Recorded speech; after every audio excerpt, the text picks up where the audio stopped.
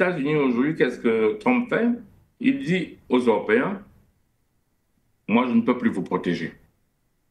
Vous voyez comment l'Europe est en train de se battre pour avoir une défense, conscient du fait que ils ont délaissé leur industrie militaire et leur industrie tout court, parce que tous les produits consommés en Europe venaient de Chine, parce que c'était plus compétitif. Nous, on dira, c'est comme ça que les économistes disent, monsieur, tout le monde va dire moins cher. Et c'est devenu même de meilleure qualité. C'est parce que vous savez que tous les processeurs rapides faits au monde viennent d'Asie. Quand vous achetez votre smartphone de marque américaine, vous connaissez très bien là, il sort d'Asie totalement.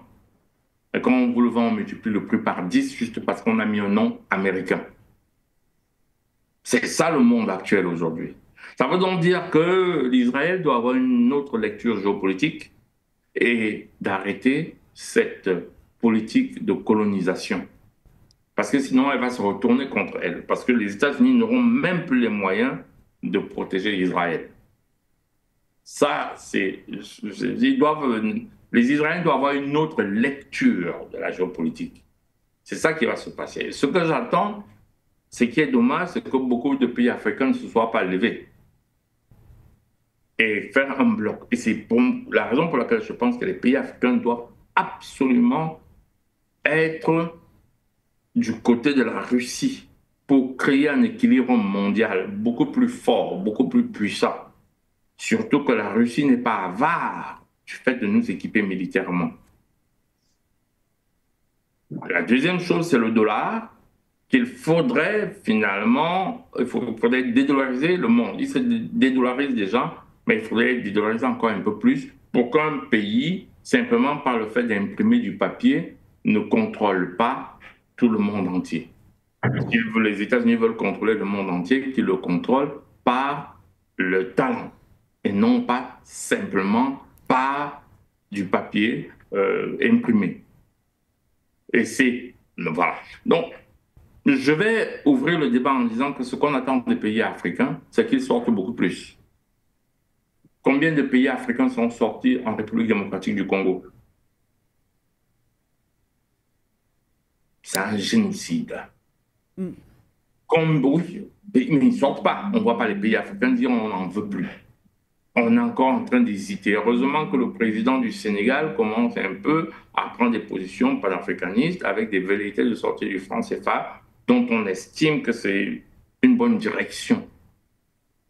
Le Sénégal doit travailler et tous les pays africains doivent travailler en concordance avec les pays de l'AES.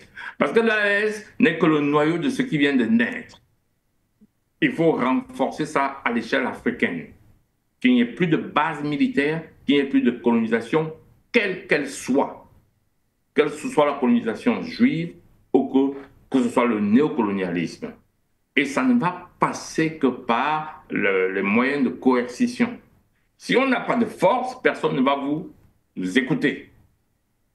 Et pour avoir cette force-là, les Africains doivent s'unir au-delà de leurs pratiques religieuses. Je dis ça parce que le Sénégal s'est levé, s'est mobilisé, parce que le Sénégal est musulman.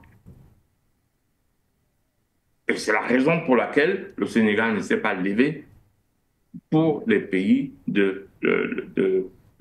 pour la République démocratique du Congo, par exemple. On doit rechercher la paix sur notre continent par tous les moyens. Tant que nous serons en guerre en Afrique, on sera divisé, quelles que soient les raisons pour lesquelles on est divisé. Et je rappelle aux Sénégalais qu'ils ont été arabisés.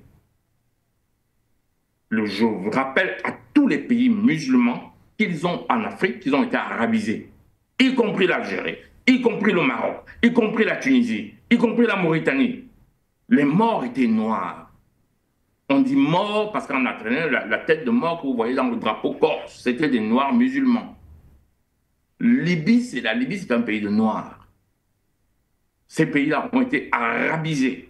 Ce qui m'ennuie, c'est que leur solidarité devient beaucoup plus forte vis-à-vis du monde musulman. Ça ne m'ennuie pas, hein. Mais je suis solidaire vis-à-vis du monde musulman et vis-à-vis de leur monde d'origine aussi. la solidarité, dans tous les cas, elle est bonne. Que les gens soient de religions différentes ou de confessions différentes. Moi, je connais bien Oui. les Maghrébins en Europe et beaucoup sont très, très solidaires. Quand vous les connaissez, vous êtes d'ailleurs souvent euh, épatés par leur solidarité. Hmm. J'en connais, j'en ai eu beaucoup comme amis, j'en ai eu à l'école et tout. C'est des gens très, très solidaires. OK. Entre Hmm. donc, pour sortir, je dirais que ce que j'attends du Sénégal, c'est que des pays africains, c'est la solidarité et le refus du colonialisme, quel qu'il soit. Je ne sors pas.